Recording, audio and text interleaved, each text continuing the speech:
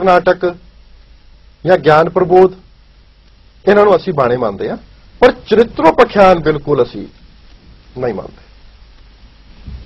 इस तो नैक्सट एक कैटागरी होर विरोधी विद्वानां दी, जिहड़े कहंदे ने कि असीं कुछ रचनावां दशम ग्रंथ च गुरु गोबिंद सिंह महाराज दी मंनदे हां ते कुछ रचनावां गुरु गोबिंद सिंह महाराज दे दरबारी कवियां दी मंनदे हां।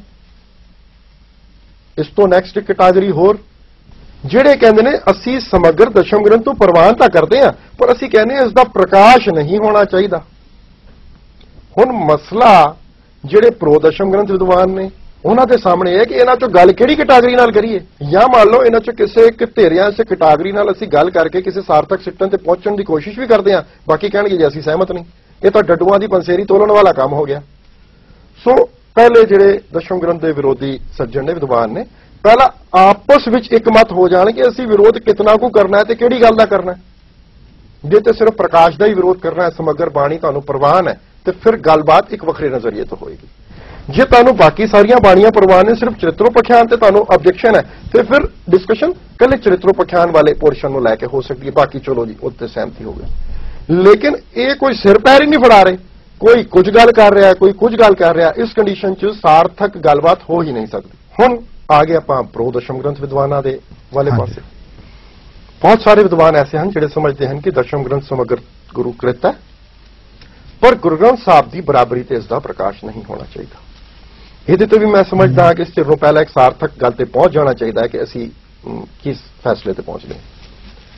हुण कुछ जिहड़े वीर प्रकाश की गल करते हैं, उन्होंने दलील भी कई थां ते बहुत अच्छी भी कि विशाल ग्रंथ है, इसनूं कली रेल ते रख के तां या पट्टा ते रख के नहीं पढ़िया जा सकता, बिल्कुल, ते इसनूं पीढ़े ते रख के प्रकाश कर लैण च कोई दिक्कत नहीं। इस विच कुछ वीरां दी इह सलाह है कि भी जे पीढ़े ते रख के प्रकाश किया जाए, जे चंदोआ और चौर ना होए तो सानूं कोई ऑब्जेक्शन नहीं। सो ये इशू पहले इस धिर विच हल होए प्रकाश वाला कि भी असीं जे प्रकाश करना है तो किस बिध करना है, ते जे नहीं करना तो की करना है। पर जी विरोधी धਿਰ है उस डडुआ की पंसेरी वाला हिसाब किताब है, इधर कोई बहुत ज्यादा इशू नहीं है, इट कैन बी सॉल्व।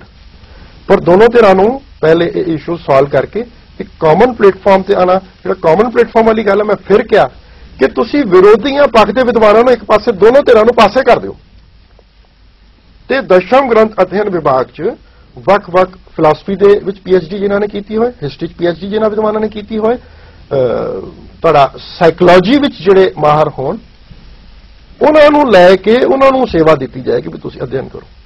पर मैं गल होर तुहानूं दस दियां, इतने अध्ययन पहले भाई मन्ना सिंह या बाकी सारे अध्ययन हो चुके, उन्होंने प्रवानगी देती है, लेकिन विरोधी धिर फिर भी नहीं मान रही। तो मैं तुहानूं दस दियां कि शायद धर्म अध्ययन विभाग तो भी जे कोई वो पॉजिटिव रिजल्ट देणगे, इन्होंने फिर नहीं मनना, क्योंकि एक गुरु पातशाह का फरमान है, आप अपनी बुध है जेती बरनत भिन्न भिन्न तो तेती, ਜਾਂ ਅਸੀਂ ਸੁਖਮਨੀ ਸਾਹਿਬ ਚ ਪੜ੍ਹਦੇ ਹਾਂ ਕਿ ਵੀ ਜੇਤੀ ਮਤ ਦੇ ਤੇਤਾ ਪ੍ਰਗਾਸ। ਇਸੇ ਚੀਜ਼ ਨੂੰ ਦਸ਼ਮ ਪਾਤਸ਼ਾਹ ਨੇ ਬਹੁਤ ਖੂਬਸੂਰਤ ਅੰਦਾਜ਼ ਚ ਅਕਾਲ ਉਸਤਤ ਚ ਬਿਆਨ ਕੀਤਾ ਹੈ। ਗੁਰੂ ਪਾਤਸ਼ਾਹ ਅਕਾਲ ਪੁਰਖ ਨੂੰ ਸੰਬੋਧਨ ਕਰਕੇ ਕਹਿੰਦੇ ਨੇ, ਹੇ ਮੇਰੇ ਪਾਤਸ਼ਾਹ ਅਕਾਲ ਪੁਰਖ, ਹੇ ਮੇਰੇ ਮਾਲਕ। ਅਕਾਲ ਪੁਰਖ ਨੂੰ ਸੰਬੋਧਨ ਕਰਕੇ ਗੁਰੂ ਗੋਬਿੰਦ ਸਿੰਘ ਮਹਾਰਾਜ ਕੀ ਕਹਿ ਰਹੇ ਨੇ, ਦੇਖੋ ਕਮਾਲ ਦੀ ਗੱਲ। ਗੁਰੂ ਸਾਹਿਬ ਕਹਿੰਦੇ, ਕਬਹੂ ਦੇਵ ਤਾਨ ਕੇ ਦੀਵਾਨ ਮੈਂ ਬਿਰਾਜਮਾਨ, कबहू दानवान को गुमान मत देत हो, कबहू वेद रीत कबहू तासो विपरीत, कहूं निर्गुण अतीत कहूं सरगुण समेत हो। हे मेरे मालक, तू कदी ते देवतां दे दीवान च विराजमान है, कदी तू दानवां नूं गुमान मत दे रहा। ते मैनूं लगदा है कि शायद इन्हां नूं अकाल पुरख ने मत बुध ही इतनी दित्ती है कि दशम दी बाणी नूं उतना ही समझ पा रहे हैं। ते अज दा सब तो वड्डा साडा जो दुखांत है सिख जगत का, भी असी अपने आप किताबां पढ़ के या शब्दार्थ पढ़ के असी 2-4 किताबां पढ़ के अपने आप को विद्वान समझन लग गए हैं। स्कूल दे विच जे जाने हैं, जब तक टीचर चंगी किताबां उत्थे भी हुंदियां ने, जो टीचर समझांदा ते साडे कंसैप्ट क्लीयर हो जाते हैं। इंज ही गुरबाणी का भी एक मंतव है, जो असी श्री गुरु ग्रंथ साहब का पाठ करते हाँ या दशमेश पिता दीयां बाणियां पढ़ीए तो सानू उसनों समझ के पढ़ना चाहिए है। जे साडे उन्नी अक्ल नहीं है या उन्ना ज्ञान नहीं है या उन्ना मैंटल लैवल नहीं है समझण दा, सानू एक टीचर की जरूरत पैंदी है। इसे करके टकसाल की शुरुआत की गई सी। जी हाँ जी।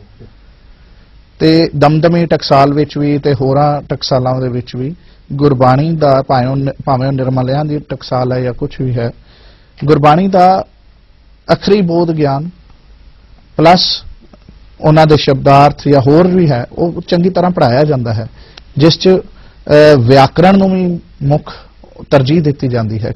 ਤੇ ਜੇ ਉਹਨਾਂ ਦਾ ਵੀ ਧਿਆਨ ਅਧਿਐਨ ਨਹੀਂ ਕੀਤਾ ਗਿਆ, 4 ਕਿਤਾਬਾਂ ਪੜ੍ਹ ਕੇ ਆਪਣੇ ਨਾਮਾਂ ਅੱਗੇ ਪ੍ਰੋਫੈਸਰ ਲਗਾ ਕੇ ਤੇ ਇਹੋ ਜਿਹੇ ਆਰਟੀਕਲ ਅਖਬਾਰਾਂ ਦੇ ਵਿੱਚ ਦੇ ਕੇ ਜਾਂ ਕਿਤਾਬਾਂ ਆਪਣੀਆਂ ਐਸੀਆਂ ਛਾਪ ਕੇ ਜਿਸ ਦੇ ਵਿੱਚ ਪੰਥ ਵਿੱਚ ਦੁਚੱਤੀ ਪੈਦਾ ਹੋ ਰਹੀ ਹੈ, ਖਾਮਖਾਹ ਦੀ ਆਪਣੇ ਨਿੱਜੀ ਸਵਾਰਥ ਕਰਕੇ ਕਈਆਂ ਨੇ ਐਸਾ ਕੰਮ ਕੀਤਾ। ਅੱਜ ਪ੍ਰੋਫੈਸਰ ਦਰਸ਼ਨ ਸਿੰਘ ਜੀ ਵੀ ਇਸੇ ਦਸਮ ਗ੍ਰੰਥ ਦੇ ਇੱਕ ਬਾਣੀ ਦੇ ਜੋ ਉਹਨਾਂ ਨੇ ਨਿਊਯਾਰਕ ਦੇ ਵਿੱਚ ਬੋਲਿਆ, ਅਕਾਲ ਤਖਤ ਸਾਹਿਬ ਦੇ ਉੱਤੇ ਉਹ ਤੋਂ ਉਹਨਾਂ ਦੇ ਲਈ ਹੁਕਮਨਾਮਾ ਵੀ ਜਾਰੀ ਹੋਇਆ। ਤੁਹਾਡਾ ਕੀ ਇਸ ਦੇ ਵਿੱਚ ਦ੍ਰਿਸ਼ਟੀਕੋਣ? ਪ੍ਰੋਫੈਸਰ ਸਾਹਿਬ ਨੇ ਵੀ ਦਰਅਸਲ ਪ੍ਰੋਫੈਸਰ ਦਰਸ਼ਨ ਸਿੰਘ ਜੀ ਉਹਨਾਂ ਦੀ ਸੰਗੀਤ ਵਿੱਚ ਮਹਾਰਤ ਹੈ, ਸੰਗੀਤ ਦੇ ਅਧਿਆਪਕ ਰਹੇ ਨੇ। ਜੇ ਕਿਸੇ ਨੇ ਸੰਗੀਤ ਸਿੱਖਣਾ ਹੈ ਤਾਂ ਉਹਨਾਂ ਕੋਲੋਂ ਸਿੱਖ ਸਕਦਾ, ਪਰ ਫਲਸਫਾ, ਇਤਿਹਾਸ, ਮਨੋਵਿਗਿਆਨ, ਇਹਨਾਂ ਸਾਰੇ ਦ੍ਰਿਸ਼ਟੀਕੋਣਾਂ ਤੋਂ ਉਹਨਾਂ ਨੇ ਆਪ ਸਵੈਮ ਦਸ਼ਮ ਗ੍ਰੰਥ ਦਾ ਅਧਿਐਨ ਮੈਨੂੰ ਜਾਪਦਾ ਹੈ ਕਿ ਸ਼ਾਇਦ ਨਹੀਂ ਕੀਤਾ। ਉਹਨਾਂ ਨੇ ਵੀ ਇਹਨਾਂ 2-4 ਵਿਦਵਾਨਾਂ ਦੀ, ਜਿਨ੍ਹਾਂ ਨੂੰ ਪਹਿਲਾਂ ਪੰਚੋ ਛੇਕਿਆ ਜਾ ਚੁੱਕਿਆ ਹੈ, ਜਿਨ੍ਹਾਂ ਦੀ ਕਿਤਾਬਾਂ ਵਾਪਸ ਉਹਨਾਂ ਨੇ ਖੁਦ ਵਿਦਵਾਨਾਂ ਲਈਆਂ, ਉਹਨਾਂ ਦੀ ਕਿਤਾਬਾਂ ਪੜ੍ਹ ਕੇ ਤੇ ਉਹਨਾਂ ਨੇ ਬੋਲਣਾ ਸ਼ੁਰੂ ਕਰਤਾ।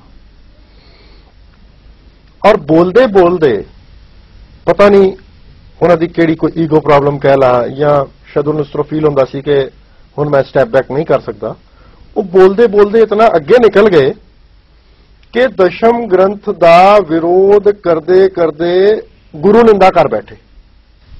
ਉਦੇਸ਼ ਉਹਨਾਂ ਦਾ ਦਸ਼ਮ ਗ੍ਰੰਥ ਦਾ ਵਿਰੋਧ ਸੀ, ਲੇਕਿਨ ਦਸ਼ਮ ਗ੍ਰੰਥ ਦੇ ਵਿਰੋਧ ਦੇ ਮੈਂ ਕਹਾਂਗਾ ਝੱਸ ਵਿੱਚ ਹੀ ਦਸ਼ਮ ਗ੍ਰੰਥ ਵਿਚਲੇ ਚਰਿਤਰੋਪਖਿਆਨ ਦੇ ਉਹਨਾਂ ਚਰਿਤਰਾਂ ਨੂੰ ਉਹ ਗੁਰੂ ਦਸ਼ਮੇਸ਼ ਪਿਤਾ ਪ੍ਰਥਾਇ ਟੁਕਾ ਕੇ ਉਹ ਐਕਚੁਅਲੀ ਕਹਿਣਾ ਚਾਹੁੰਦੇ ਸਨ ਕਿ ਵੀ ਇਸ ਨੂੰ ਹਟਾਓ, ਲੇਕਿਨ ਉਹ ਐਸਾ ਕਰਦੇ ਕਰਦੇ ਖੁਦ ਗੁਰੂ ਨਿੰਦਕ ਬਣ ਗਏ।